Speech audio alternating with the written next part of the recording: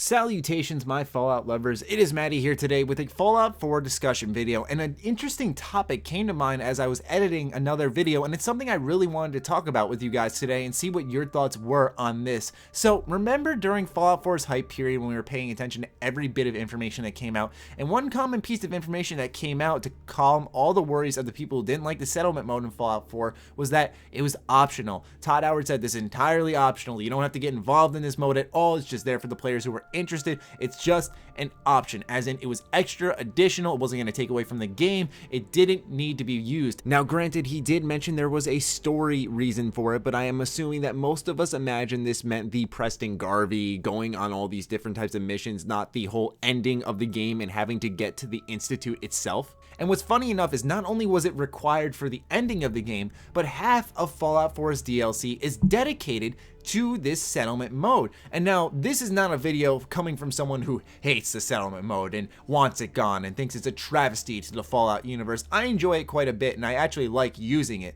But what's interesting to me is that not many other people do, if I'm quite honest. And I'm not saying that my opinion represents everyone else's, so I'm fine with accepting that idea that not many people are going to like the settlement mode, but I personally enjoy it. Does that mean that half the DLC has to be dedicated to it? And what's interesting though is it's almost essentially a backtrack on the words of Bethesda that, yeah, well, you know, we said it was going to be optional, but here's half the DLC for Fallout 4 and it's going to be dedicated to this optional mechanic we put in the game, optional. So what I'm thinking to myself is, if people weren't interested in the first place because it was an option, because they thought it was stupid, because of whatever, then why would they pay extra money to try to get involved in these new mechanics? Because the player base for those who are interested in the Wasteland Workshop type of stuff, the contraptions, is so small in comparison to the people who just want to travel to a new area. I'm sure if the sales numbers popped up between Automatron and Wasteland Workshop, it's almost embarrassing, I'd imagine. Now mind you, that's me just wagering a guess. I could be entirely wrong given the price points and whatnot,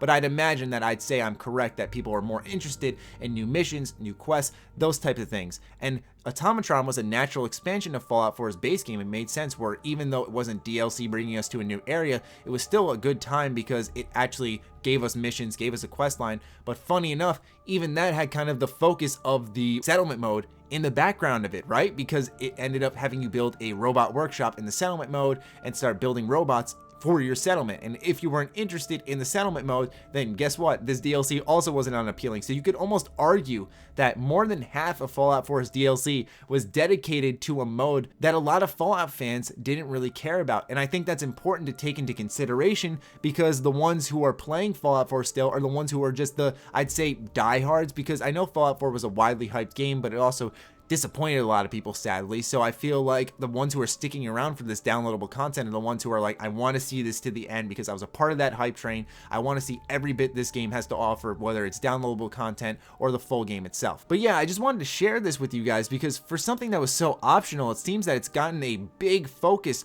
from Bethesda between the DLC and even the main game itself. There seemed to be a lot of focus where it took away from a lot of the actual areas in the game, whether it was taking away from main areas in the game or it was about the ending of the game, stuff along those lines on top of the DLC made it a very interesting case against Bethesda's optional settlement mode. And like I said, I enjoy the settlement mode, I enjoy the DLC, so I'm not really arguing against it. But also, if they came up to me and said, do you want new lands and quests, or do you want settlement stuff, I'd obviously say new lands and quests. Now mind you though, that Automatron's also a good example that we didn't have to go to new lands for DLC to be fun. I enjoyed the quest line for Automatron. It really sat with me well afterwards, where I wouldn't have minded more types of DLC like that. The Witcher 3 did that fantastically. They gave 20 free pieces of DLC away, and a lot of them were quests and places you could go and adding new locations of interest.